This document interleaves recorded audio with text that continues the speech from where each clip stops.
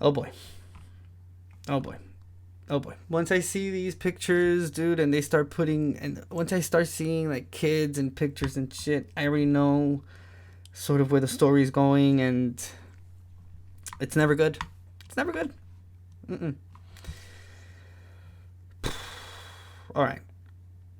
We're going to Illinois. It says, Illinois quadruple murder suspect shoots fiancée, dies from gunshot wound after police chase. Published September 22nd, 2023. We're reading from True Crime Daily, and this is from Romeoville, Illinois.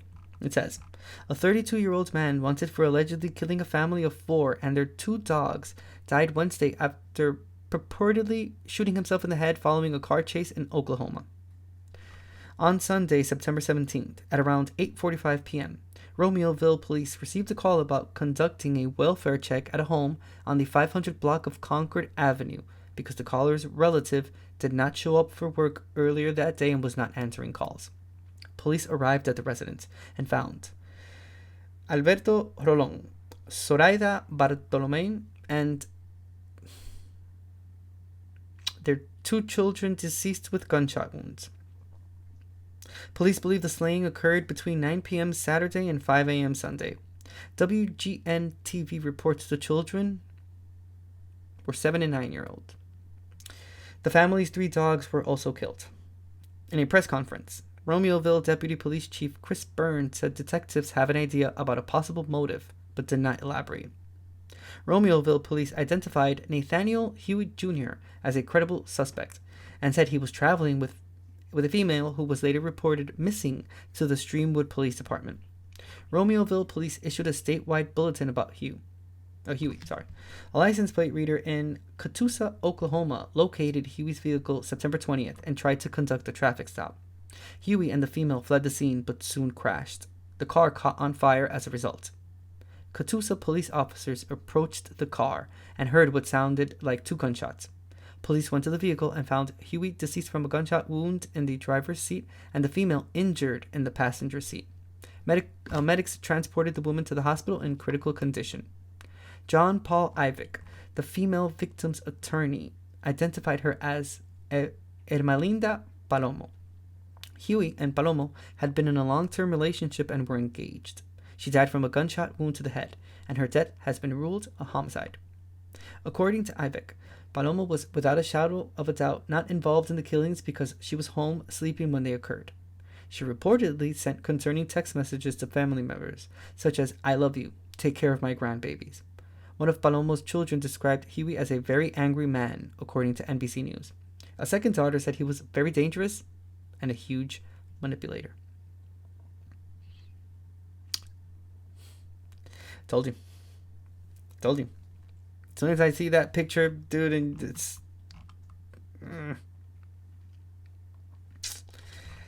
Yep. Yikes. This is the family.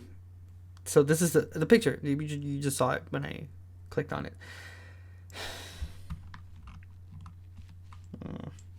All right. Let's see. This is from Facebook. Title says, police in Romeoville issue update after family slain. Make it a little bigger. I'm sorry about my big forehead.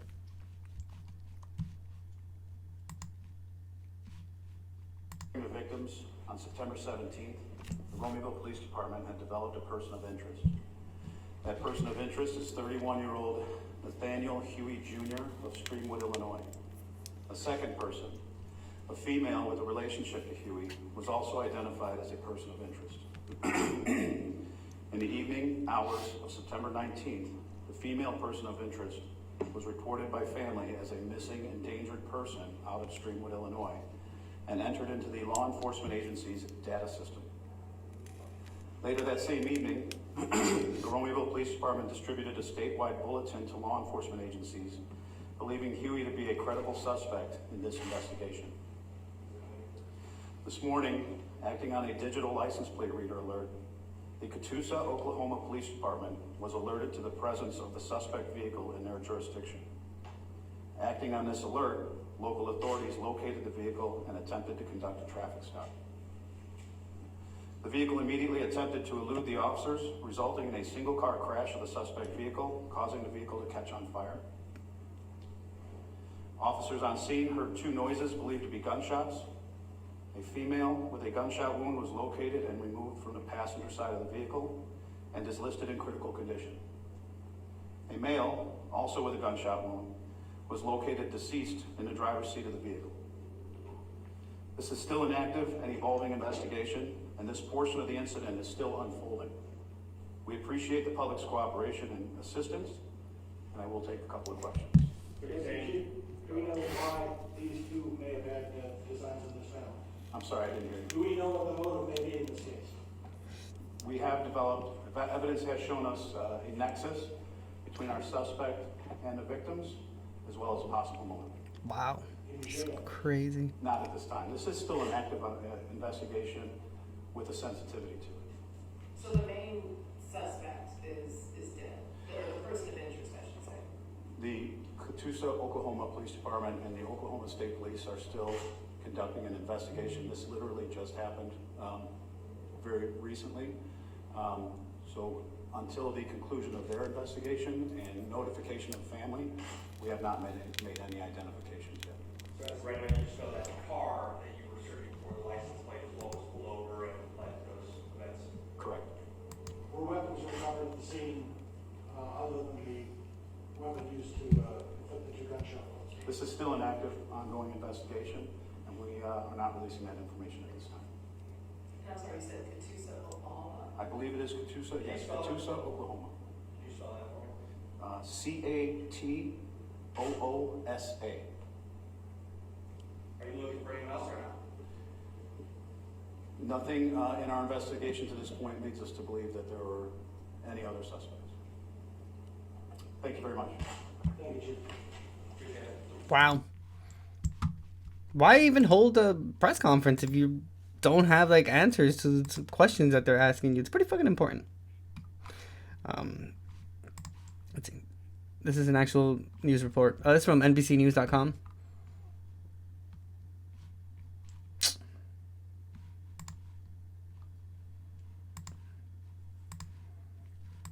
Ooh, that sucks because they should give me an option that says. There we go.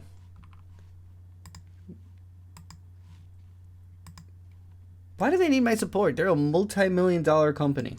If anything, you should be paying me for talking about these news, putting like these news reports and stuff on Livestream.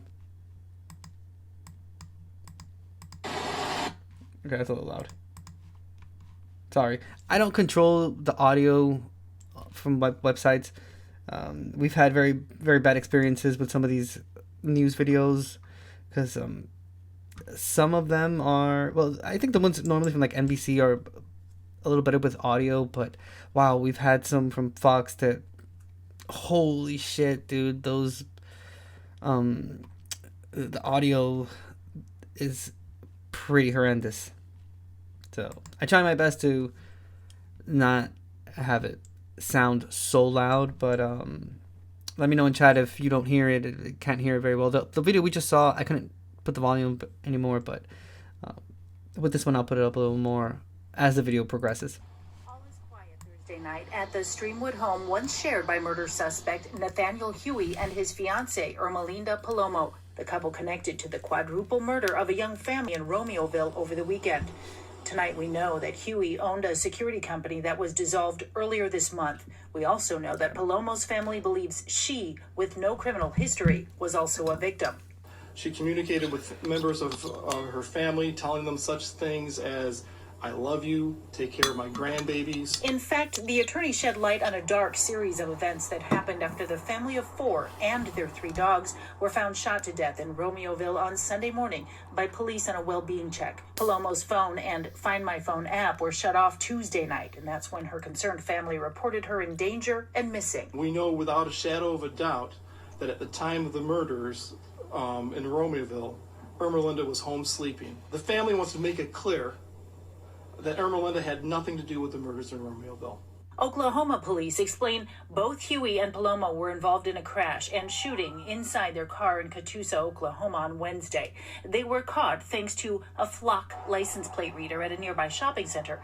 The police chief tells us it was critical because cameras aren't allowed on throughways. Desperate people do desperate things. So with the flock camera system, we knew who we were dealing with. It ended with the duo being chased, a fiery crash, and police hearing 2 gunshots. Huey was pronounced. Paloma died soon after. They have ruled her death a homicide from a gunshot wound to the head. Ermelinda is a mother of 5, grandmother of 5. Police say there is evidence pointing to a connection between the suspect and victims and a possible motive, but declined to elaborate. In Streamwood, Natalie Martinez, NBC5 News. Wow.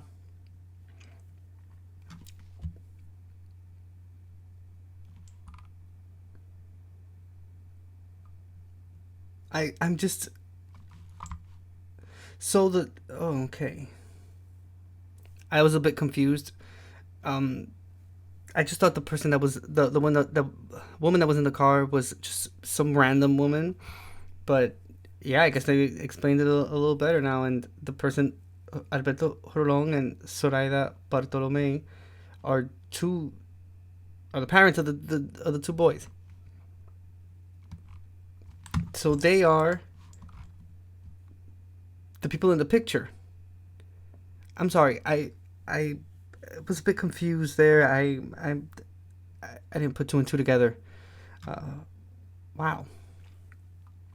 Okay. I for one second I thought that it was they counted for the 2 children, but the 2 individuals that were in the vehicle, because he killed himself while the car was on fire, and I guess he shot her. Then she didn't die, but she later died in the hospital. I thought that that's what they were referring to with the 4, the quadruple, but no, it's 4. It's like the family that we're seeing here, and then it's the other 2 that were in, that caused all this, that also died as well. Wow. And there's no motive. There's no motive. Like,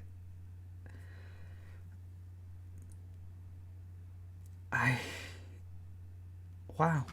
That's crazy.